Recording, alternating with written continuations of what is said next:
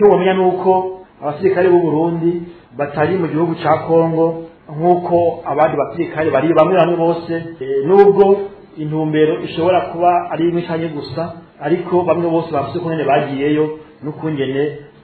baheza bakajayo. Twebwe rero abasirikare b'u Burundi bariyo biciye mu mategeko, kandi bariyo biciye mu masezerano yo gufashanya hagati y'u Burundi n'igihugu ca Repubulika iharanira intwaro rusangi ya Kongo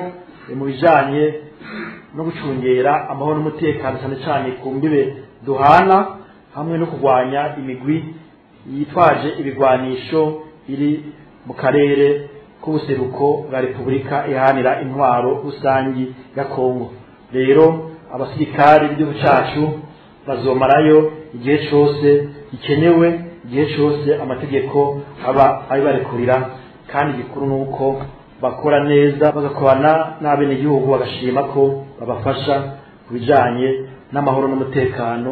kandi n'imigenderanire myiza hagati y'u Burundi na Kongo.